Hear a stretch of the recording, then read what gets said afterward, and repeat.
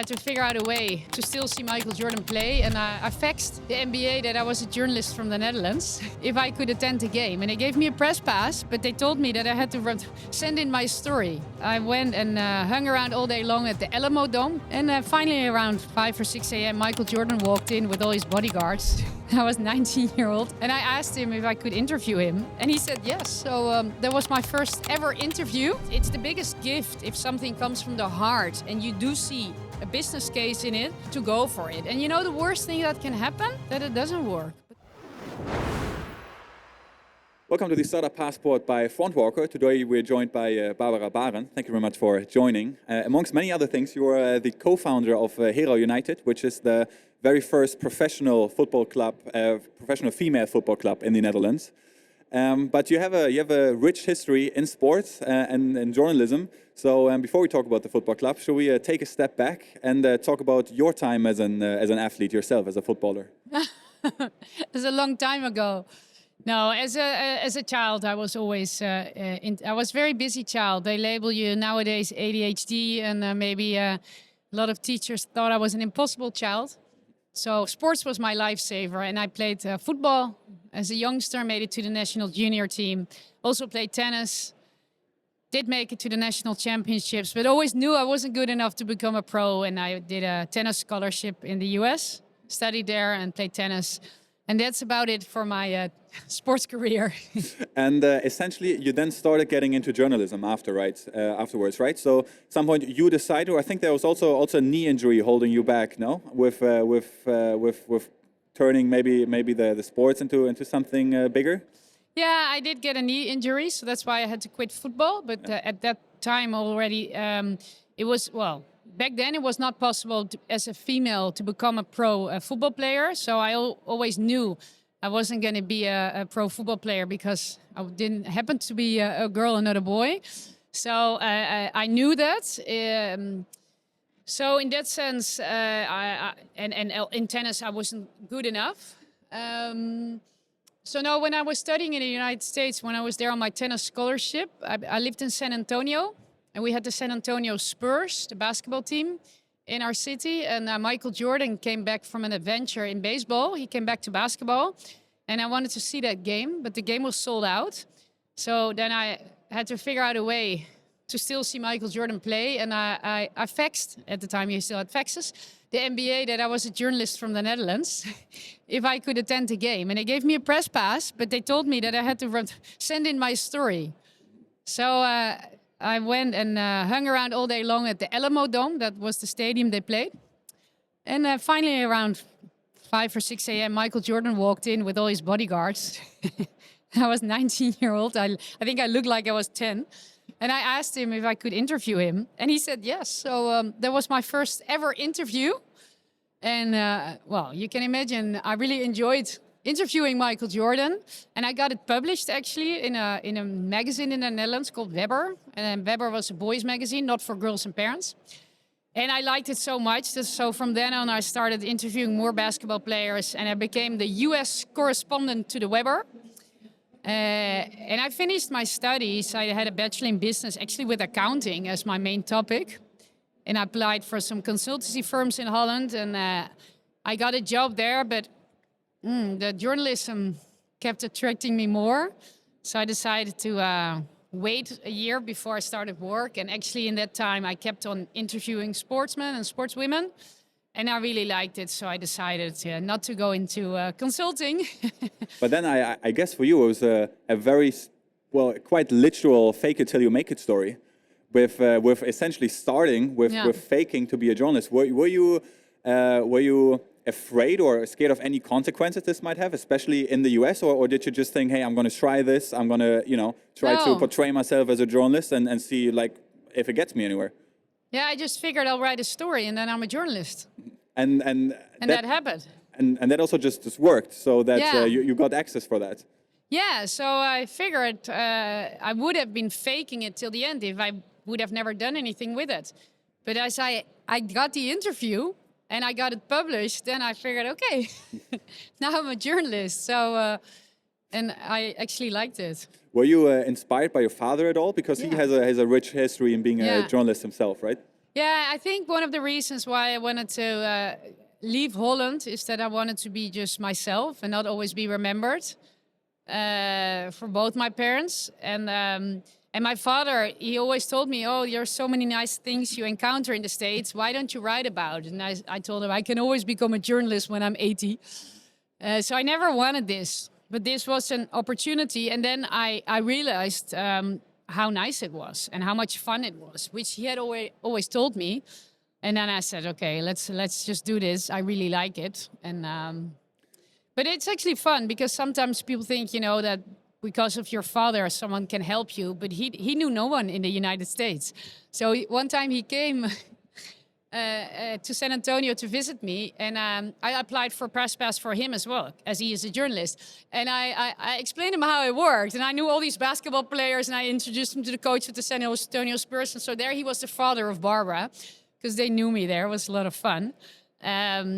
But so yeah, he tried to inspire me, but for a long time I didn't want to listen to him. But then at some point, you guys decided to go in together, right? So Yeah. so you got a lot of experience in being a journalist here in the Netherlands, a sports journalist. And then, you decided to go together and build a Helden magazine, right? Together with your father. Yeah, and that was actually also a coincidence. Someone asked my father, don't you want to start a sports magazine? And he said, no, I'm not going to do that. And then he told me, and I said, it's actually quite nice because, we both know all these sportsmen and women, and they have such beautiful stories which often are not told. So I said, I would like to do it. And let's make different interviews, more of the background of the players. So not about the winning goal or the winning race, but more who they are, what brought them to be like this, what offers did they bring, or their families. So then I said, let's just start this magazine. And this, again, we had no business plan. We just made one magazine, and it got sold out. So we were looking at each other, okay, now we should make a second one. And then eventually, it became a magazine that appeared 4 or 5 times a year, a bit different. Sometimes couple of years we did it 5 times, couple of years 4 times. So they were all physically printed, right? And then still are. And then could people buy them in the stores, or how did you in try to every live store in at Schiphol Airport, in all the kiosks, at the ACO, at the Bruna, at all those stores, at the Albert Heijn, wherever you want, you can buy them. And there's also online versions, and And what do you think made it sell out, especially for the first time? Was it just because you and then also your father, you already made such a big name for yourself that then people thought, okay, this is something, maybe we remember some faces or remember some of the stories from before? Or why did you think, especially for the first time, it ended up being a success? I think because it was really different. We had interviews. Our first cover was with Robin van Persie, the current coach of Feyenoord, and his wife. And there was already a difference. So we went to interview both of them. So we also got her side of the story of what they worked on. And they let us into their house. And it was actually a start of athletes still letting us into their home. So we see how they live. We see how they are as fathers, as husbands, or with the women, how they are as girlfriends, or as wives, as daughters. So we see their home environment. So that first story was actually showed the world a complete different picture of Robin van Persie, which at that time he had just left Feyenoord. He was not so pictured so well. And there you saw it was this very dedicated young man who he told us every month they would evaluate their relationship. And they would talk and they would write about how were we doing. They would evaluate how they raised their children. And they had this whole philosophy of what food they needed to eat and how they really had this whole program working towards Robin become a pro athlete. And we also did an interview with Michael Bogert, which was a very famous cyclist, and his wife. And actually in the middle of the interview, they realized that their relationship was over. And this is really weird, but we asked them questions that were never asked them before. And I asked Michael at some point, did you like cycling? And he said, no one has ever asked this before. I hated it. I said, you hated it?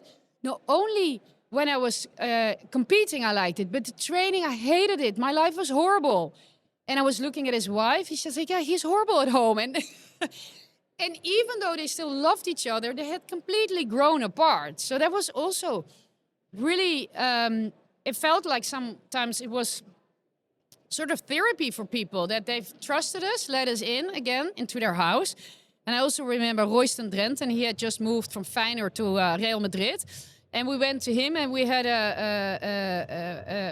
had come up with this thing like family portrait. So we interviewed everybody around the athlete. So we had all these different stories that people had never seen before, and we did great photography, great artwork. So it was something completely new, and I think that was what people. I think in the beginning people were hoping that it wouldn't work. That remember, you had the Wereld Draait Door still, and Matthijs van Nieuwkerk invited us, and he didn't tell us that live on television he would have some expert criticize our magazine. He didn't tell us, so we were just invited.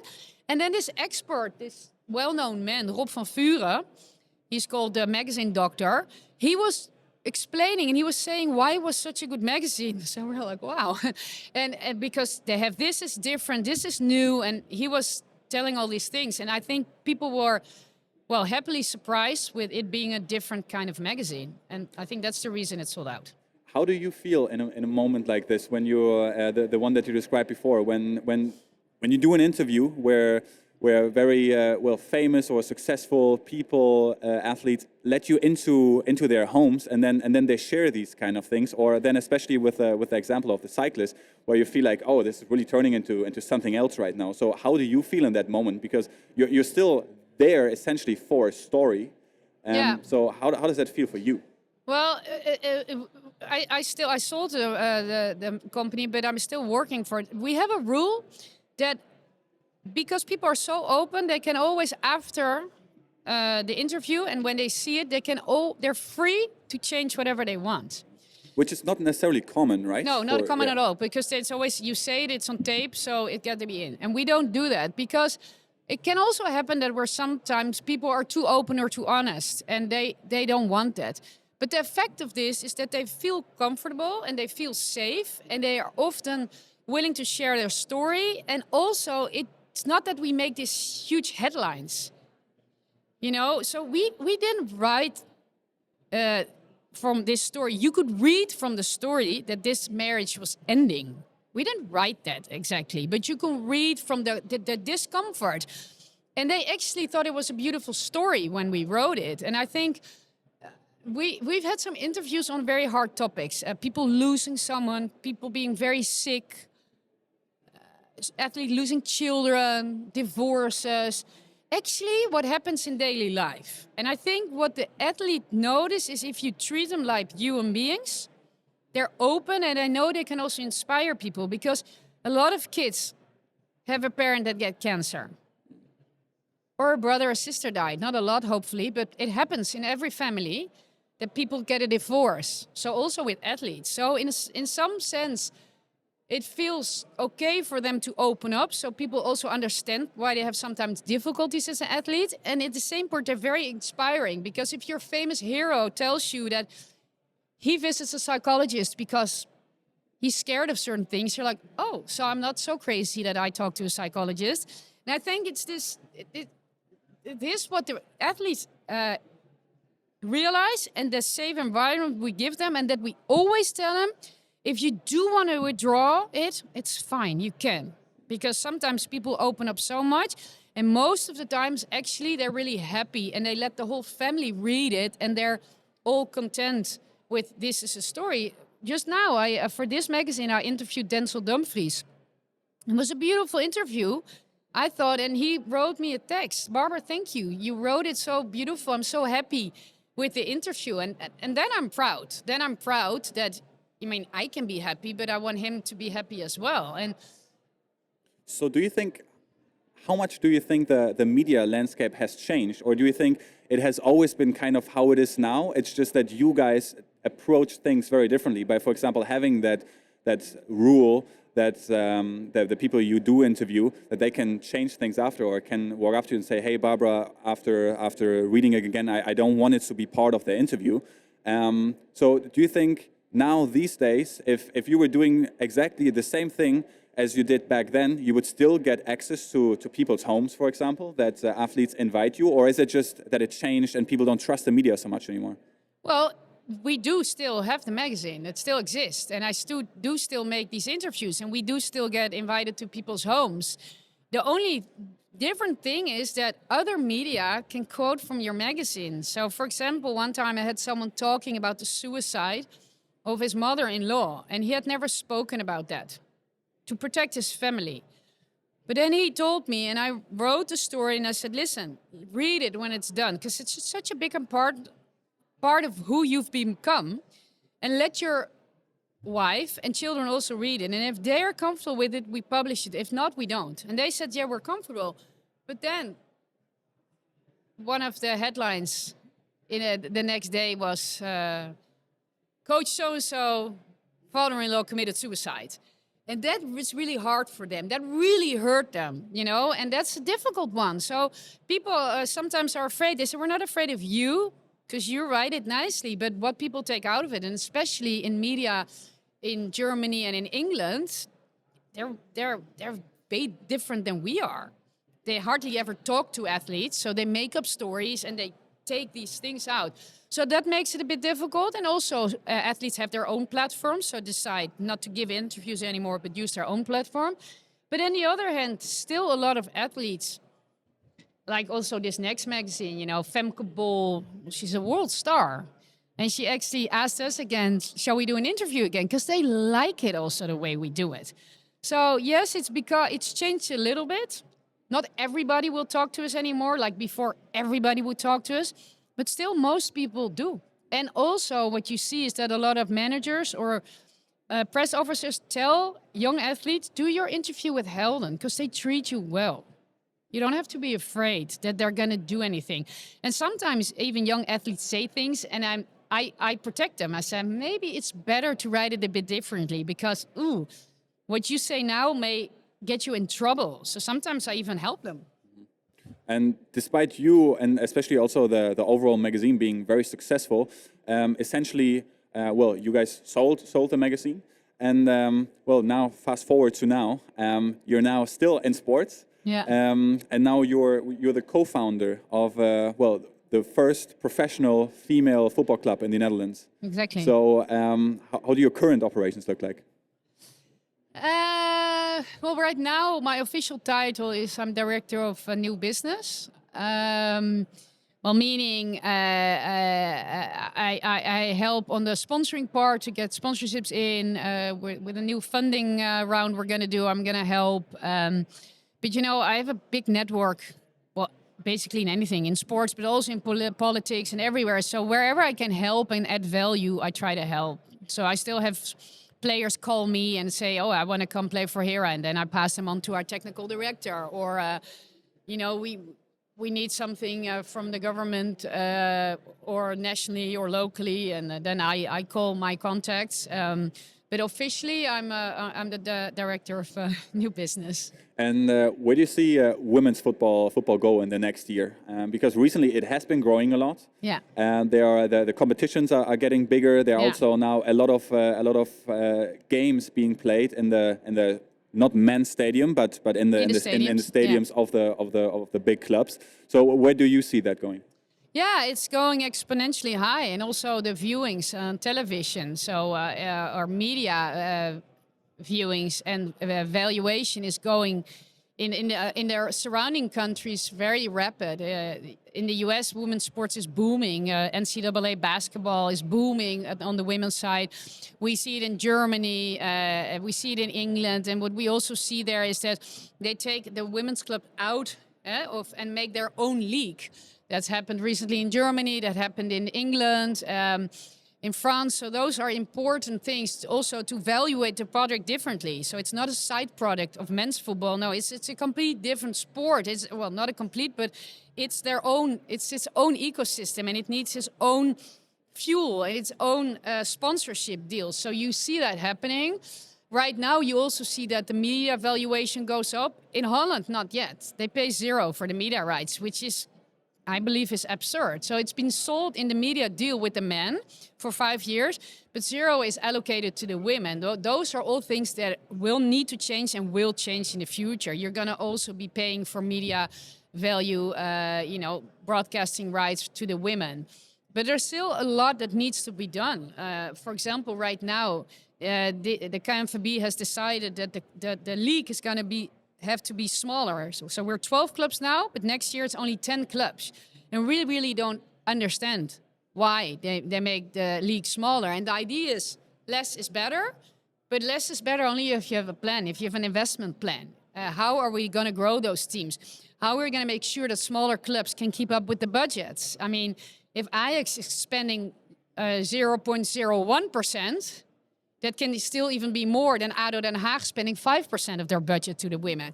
So I think you should look at it with a complete different approach. And there's still lots of things to do. But the first thing we need to do as Hera United is stay in the league. And tomorrow we have our last game. And with the KNVB that had decided that 2 teams need to go off, there is still maybe a 3rd team will also relegate, because in the first division, Graafschap will play a playoff match. And if they win, they're going to promote. So then 3 teams out of 12 will go out of the Eredivisie, which is kind of wild. 1 out of 4. I mean, that would never happen on the men's side. That's a lot, yeah. That's really crazy. But that's the situation it is right now. And we have to deal with that, unfortunately. And we have to make sure we stay safe.